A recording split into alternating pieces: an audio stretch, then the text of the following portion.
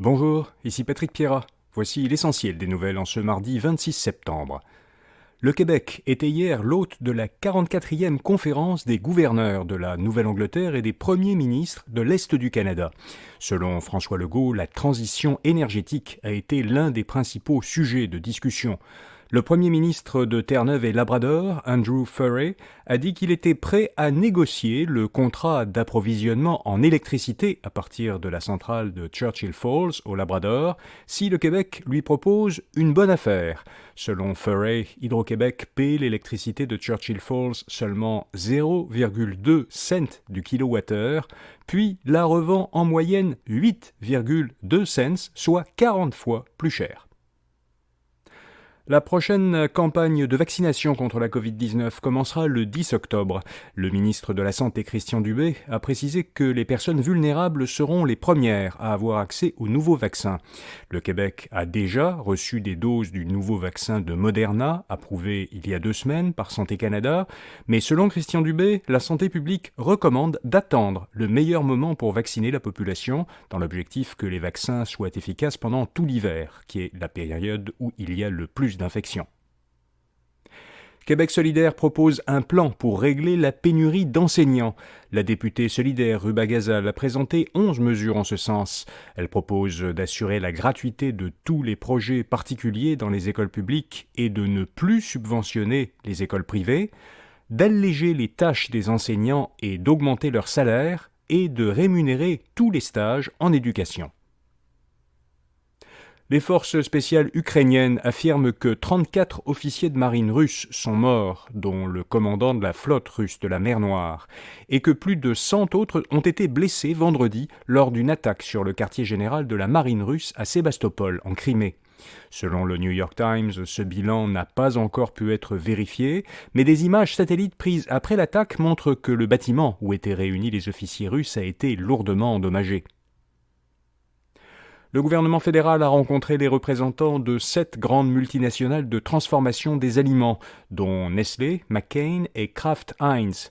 Selon le ministre de l'Industrie, François-Philippe Champagne, ces grandes sociétés se sont engagées à stabiliser le prix de leurs produits. La semaine dernière, c'étaient les dirigeants des grandes chaînes d'épicerie qui avaient accepté de stabiliser le prix des produits vendus dans leurs épiceries. Champagne leur avait alors demandé de prendre des mesures concrètes avant l'Action de grâce. Plus de la moitié des faillites d'entreprises canadiennes ont eu lieu au Québec. La population du Québec représente un peu moins du quart de la population canadienne. Pourtant, c'est au Québec que l'on constate la majorité des faillites d'entreprises canadiennes. Selon le Bureau du surintendant des faillites, un organisme fédéral, il y a eu près de 1900 dossiers de faillite d'entreprises déposés au Québec lors de la période de 12 mois terminée fin juillet. Ils constituaient plus de 60% des dossiers de faillite d'entreprises déposés pendant cette période dans l'ensemble du Canada. À la mi-septembre, les offres d'emploi au Québec affichées sur le métamoteur de recherche de poste Indeed étaient 19% moins nombreuses que l'an dernier, selon le Journal de Montréal. Cette baisse est proche de celle du nombre de postes vacants récemment observé par Statistique Canada. Au deuxième trimestre, le nombre de postes vacants au Québec avait diminué de 21% par rapport à l'an dernier. Amazon va investir jusqu'à 4 milliards de dollars américains dans une start-up d'intelligence artificielle, Anthropic. Cette société a développé un robot conversationnel dénommé Claude. C'est un concurrent direct de Bard, de Google, et de ChatGPT, d'OpenAI, dont Microsoft est un actionnaire important. En vertu d'une entente avec Amazon, Anthropic utilisera des puces électroniques et des serveurs informatiques d'Amazon. Amazon prévoit que son investissement va contribuer à améliorer l'expérience client des services qu'elle propose. Pourquoi devient-on entrepreneur ? Eh bien, c'est une des questions qu'a posée Ipsos, pour la Banque Royale, à des propriétaires d'entreprises et à d'autres personnes ayant exprimé l'envie de se lancer en affaires.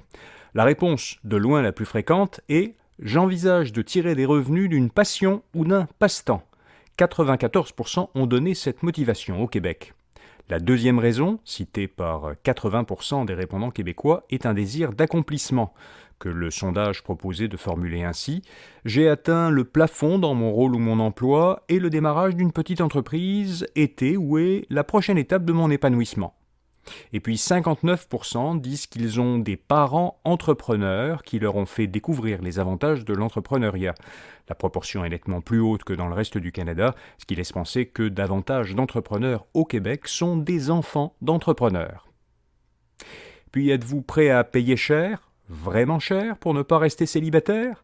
Alors l'application de rencontre Tinder a quelque chose à vous proposer. Un abonnement VIP à 500$ américains par mois. Nommé Tinder Select, ce service propose plusieurs fonctions destinées à faciliter les rencontres.